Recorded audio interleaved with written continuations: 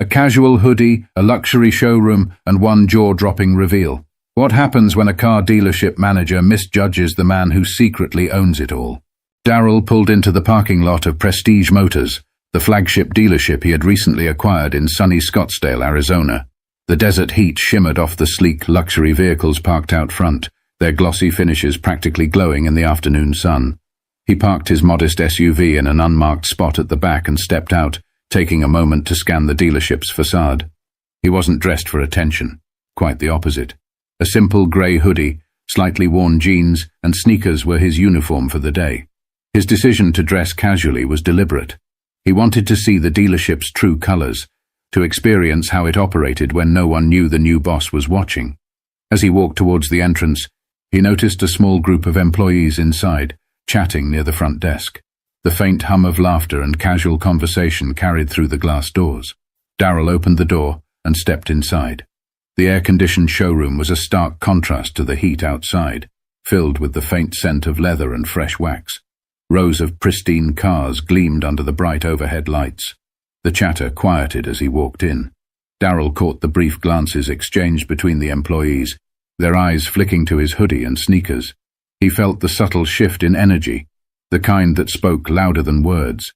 But he wasn't here to make assumptions. He was here to observe. Then, from across the showroom, she appeared. Susan. Susan was a middle-aged woman with sharp features and an even sharper gaze. Her tailored blazer and polished heels spoke of authority, and the clipboard tucked under her arm added an air of efficiency. She approached with purpose, her heels clicking against the polished floor. Her expression was polite at first glance, but there was a tightness in her smile that didn't escape Darryl's notice. "Excuse me," Susan began, her voice cool and clipped. "Can I help you with something?" Darryl smiled, his demeanor calm. "Just here to look around," he said casually, gesturing towards the cars. Susan's eyes narrowed, scanning him from head to toe. Her polite mask slipped ever so slightly, replaced by something less welcoming. "Are you shopping for a car?" she asked, her tone carrying an edge of doubt. Darryl nodded, still smiling. "Something like that." Susan's lips pursed. "Well, we cater to a very specific clientele here. Most of our inventory requires pre-qualification. Perhaps I could recommend—" Before she could finish, another employee called out, "Hey, Susan, the delivery guy is here." Her attention wavered for a moment, but her gaze snapped back to Darryl, as though ensuring he wouldn't wander too far. Darryl raised an eyebrow but kept his tone light. "You're assuming I'm not qualified?" The question seemed to catch her off guard, but only briefly. She recovered quickly, her posture stiffening. "I'm just trying to save you some time," she replied with a forced smile. "These vehicles start at 6 figures. Maybe I can direct you to—" Darryl's expression didn't waver, but internally he noted her choice of words. His calm composure was unshaken, but the subtle sting of her assumptions was undeniable. The moment lingered, tension hanging in the air as Susan stared at him expectantly. Darryl glanced around the showroom, pretending to admire one of the nearby cars. It was a sleek silver coupe with an aggressive design. His fingers brushed the door handle, and he glanced back at Susan. "Nice car," he said simply.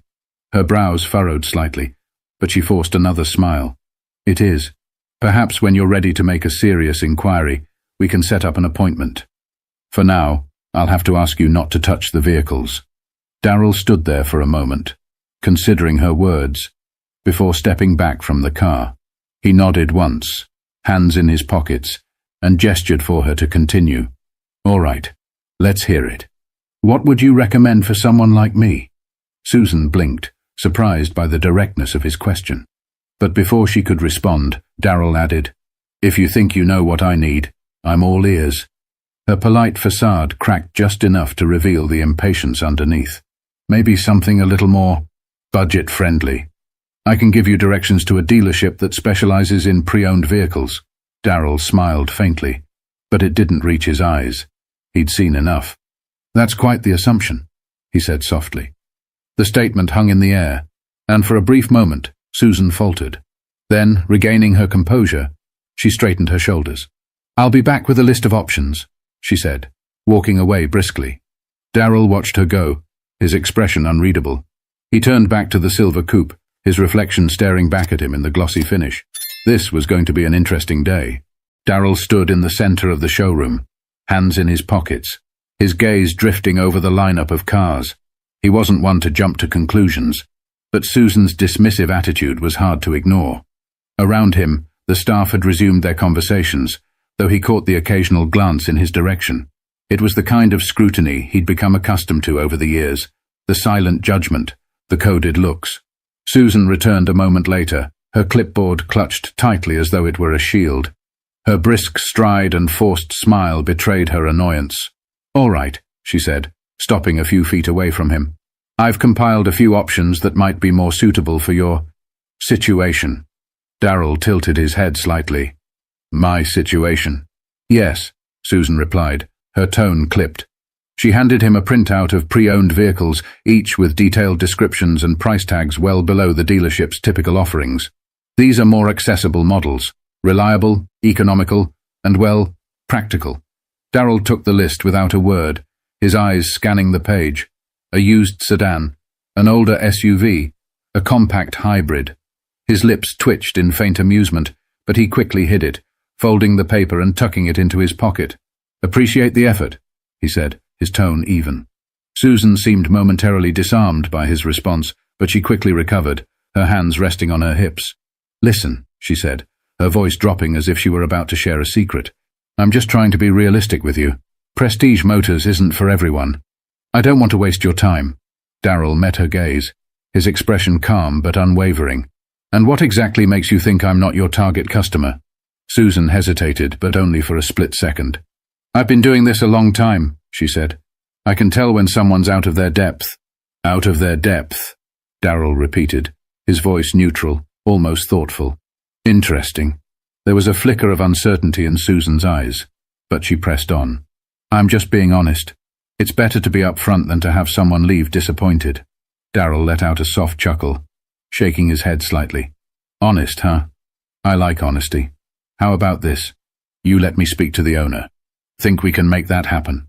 Susan's eyebrows shot up. For the first time, she seemed genuinely caught off guard. "The owner?" "That's right," Darryl said, his tone light, almost conversational. "I'd like to have a word with them." Susan's lips twitched in a poor attempt at a smile. "Well, that's not possible today. The owner doesn't just drop by for casual visits. They're a busy person." "I'm sure they are," Darryl said, nodding slightly. "But maybe you could give them a call. Let them know I'm here. I think they'd want to meet me."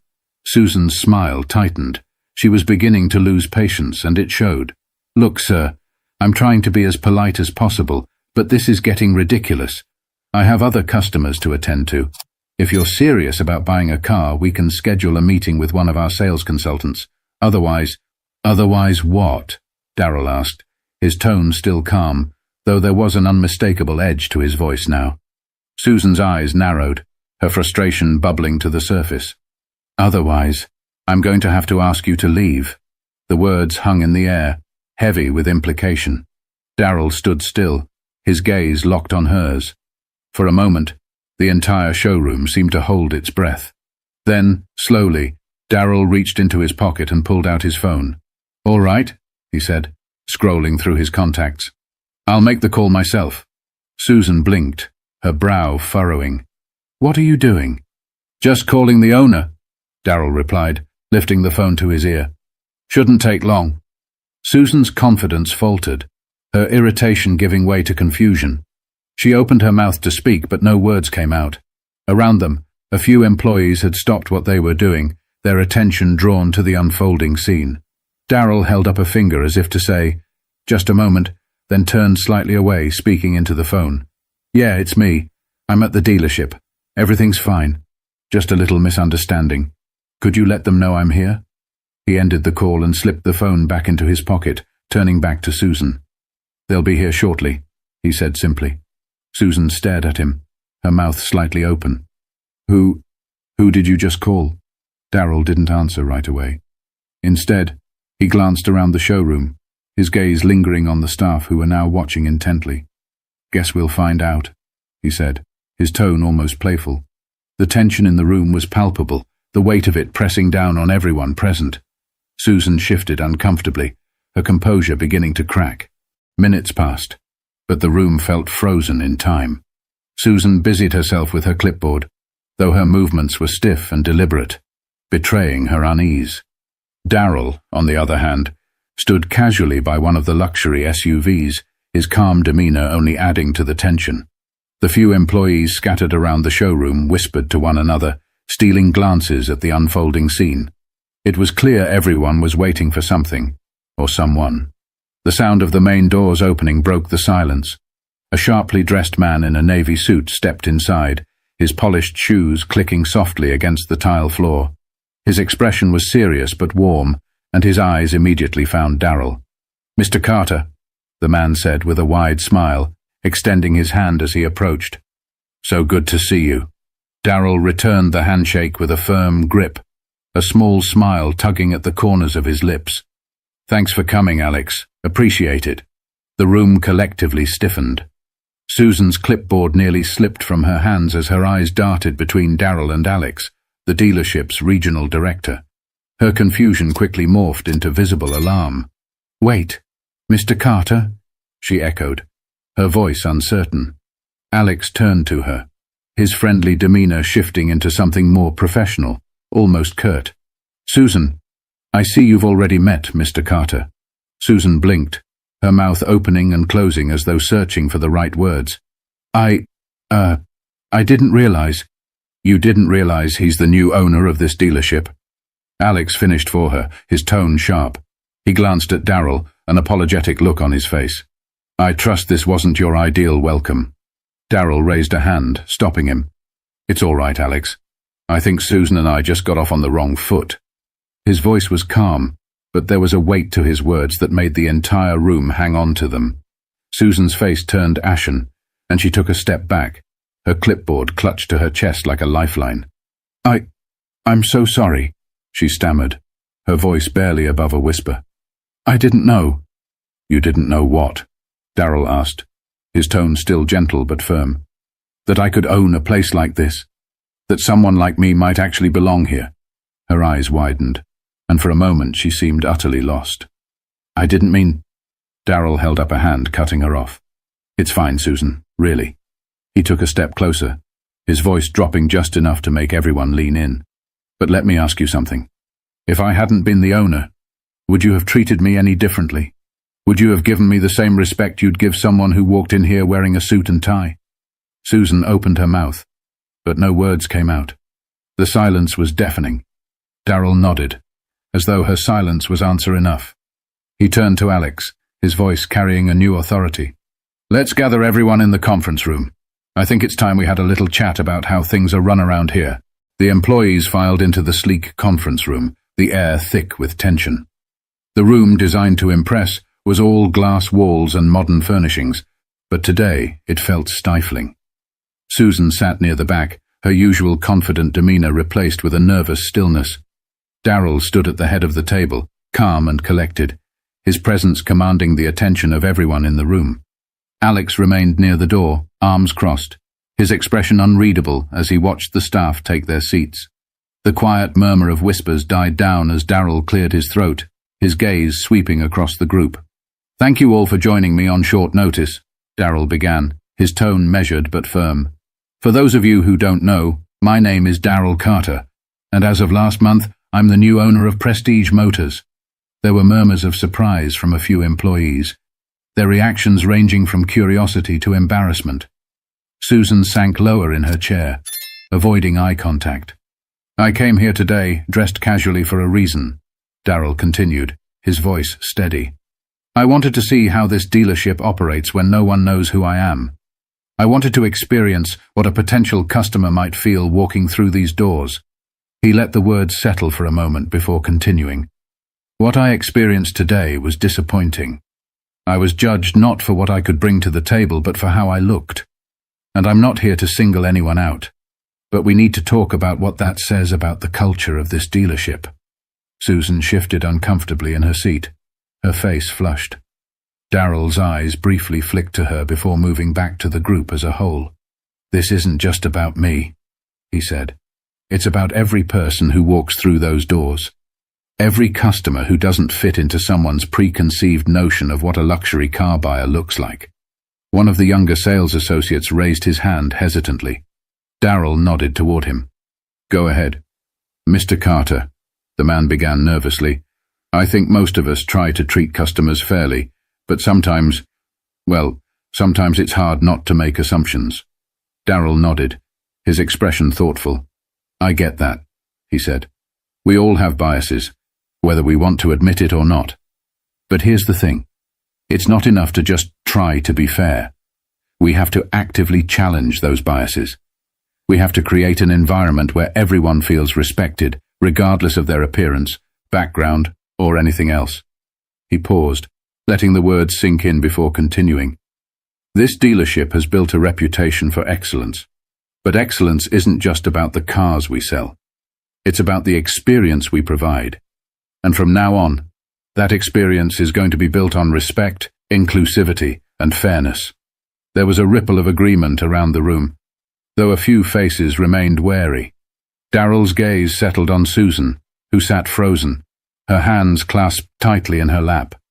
Susan, he said gently but firmly, I want to give you the opportunity to speak. Is there anything you'd like to say? All eyes turned to her.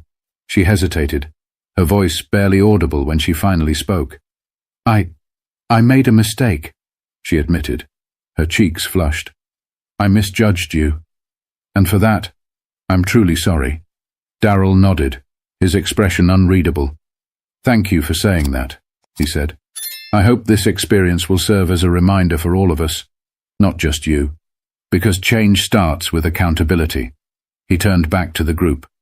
Moving forward, we'll be implementing new training programs to ensure this dealership represents the values I believe in. Every customer deserves to be treated with dignity, no exceptions. If anyone has an issue with that, now's the time to speak up.